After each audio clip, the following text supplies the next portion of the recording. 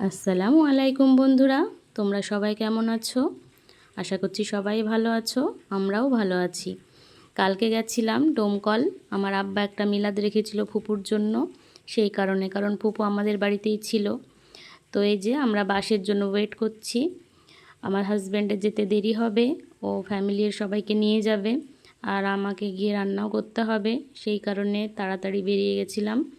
তো এই যে বাসে যখন উঠি তখন সেরকম মেঘ ছিল না, কিন্তু যখন ভাদুরিয়াপাড়া পার হই তখন ভীষণই মেঘ উঠেছিল। আর আমরা পৌঁছানোর পরই বৃষ্টিও নেমে গেছিল। তো এই যে আমরা পৌঁছে গেছি বাড়ি।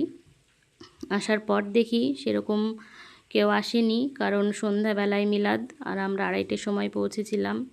তো গিয়ে দেখি মা আর দিদি মিলে মাটনটা রান্না করে নিয়েছে। এই যে প্রায় 5.5 কেজি মাটন ছিল। আর আমি বলেছিলাম যে আমি সবজিটা আর ডালটা রান্না করব, আলু পটল আর পনিরের একটা সবজি। তো এই যে মা আমি মিলে আলু পটল সব কেটে নিয়েছিলাম। তো চলুন আপনাদের সঙ্গে রেসিপিটাও একটু শেয়ার করে নিই, কীভাবে বানিয়েছিলাম। প্রায় 3 কেজি পটল ছিল। এই যে পটলগুলো এরকম করে ভালো করে ভেজে নিয়েছিলাম। নেওয়ার পর এই যে 2 কেজি মতন আলু ছিল, তো আলুটাও ভালো করে ভেজে নিয়েছি। তো দুটোই ভেজে উঠিয়ে নিয়েছি। আর এতগুলো রান্না আমি কোনো দিন করিনি, এটাই ফার্স্ট টাইম। প্রায় 45টা লোকের আয়োজন ছিল। তো এই যে একটা প্যান বসিয়েছি, বসানোর পর এবার পনিরগুলো ভেজে নেব। পনিরটা হালকা করেই ভাজবেন, বেশি ভাজলে আবার কড়া হয়ে যায়, তখন ভালো লাগে না। তো এই যে আমার পনির ভাজা হয়ে গেছে। তারপর একটা বড় কড়াই বসিয়ে তাতে পরিমাণ মতন তেল দিয়ে জিরে ফোড়ন দিয়েছিলাম, আর কাঁচা লঙ্কা আর পেঁয়াজ দিয়েছিলাম। দেওয়ার পর একটু ভেজে নেওয়ার পর আদা 2 চামচ আর 2 চামচ রসুন বাটা দিয়ে হালকা করে একটু নেড়ে নিয়েছি 1-2 মিনিট। তারপরে এই যে টমেটো কুচিয়ে রেখেছিলাম সেটাও দিয়ে দিলাম। দেওয়ার পর ভালো করে নাড়তে হবে।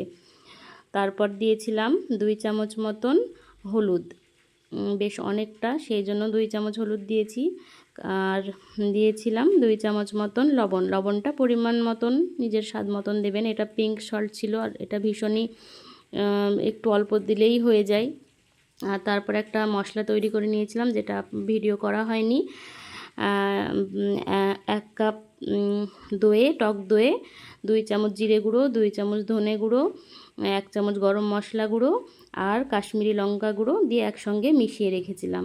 তো ওই মিশ্রণটাই এই যে এবার ঢেলে দিলাম। দেওয়ার পর বেশি টাইট হয়ে গেছিলো বলে আবার একটু পানি দিয়ে গুলিয়ে দিলাম।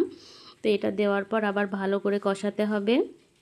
আর খেয়াল রাখতে হবে যেন লেগে না যায়, কারণ লেগে গেলে আবার স্বাদটাও নষ্ট হয়ে যায়। আর এই যে এই পাশে ডালটাও প্রায় হয়ে এসেছে, মাছের মাথা দিয়ে মুগ ডাল, তো ওটাও হয়ে গেছে। তো এই যে লাস্টে 2 চামচ ঘি দিয়ে নামিয়ে নিয়েছিলাম। আর ওই মশলাটাও প্রায় ভালোভাবে কষানো হয়ে গেছে, আর মশলাটা একটু ভালো করে না কষালে আবার ভালো হবে না। তারপরে এই যে পটল আর আলুটা দিয়ে দিলাম। দেওয়ার পর ভালো করে মেশাতে হবে। আর এটা যেহেতু গ্যাসে করেছিলাম, তো হিটটাও বেশ কম লাগছিল, দেরিও হয়েছিল অনেক রান্নাটা করতে। তো ওপর নিচ করে ভালোভাবে মিশিয়ে নিয়ে বেশ অনেকখানি পানি দিয়েছিলাম, কারণ বড় গ্যাস হলে হয়তো তাড়াতাড়ি হয়ে যেত, তো ছোট তার জন্য টাইম লাগবে বলেই এই যে অনেকখানি পানি দিয়েছি। দেওয়ার পর ফুটে উঠে ঢেকে দিয়েছিলাম। ঢেকে যখন হাফ সিদ্ধ হয়ে আসবে তারপরেই পনিরটা দিয়েছিলাম, কারণ আগে যদি পনিরটা দিতাম তাহলে নাড়াচাড়া করতে করতে পনিরগুলো না ভেঙে যায়, তখন বেশ ভালো লাগে না খেতে। তো লাস্টের দিকেই দিয়েছিলাম।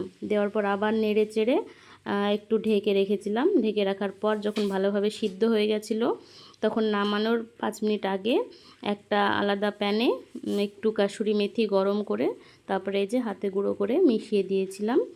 তো এই যে ভালো করে মিশিয়ে নিতে হবে। আর এটা মেশানোর পর 5 মিনিট মতন আবার লো ফ্লেমে দমে রেখেছিলাম। রাখার পর এই যে হয়ে গেছে, আর ভালো হয়েছিল খেতে। তো মিলাদের সব আত্মীয় স্বজন যারা এসেছিলো, মৌলবি সাহেব সবাইকে মিলাদ হওয়ার মাগরিবের পর হয়েছিল, হওয়ার পর তারা খাওয়া দাওয়া করে চলে গেছে। তো আমাদের বাড়ি ফিরতে অনেক রাত্রি হয়ে গেছিলো, প্রায় 11টা বেজে গেছিলো। তো সব কাজ কাম সামলে তারপরে আমরা চলে এলাম। তো আপনারা সবাই ভালো থাকবেন, সুস্থ থাকবেন, আর সবাই আমার ফুপুর জন্য দোয়া করবেন যেন জান্নাতবাসী হয়।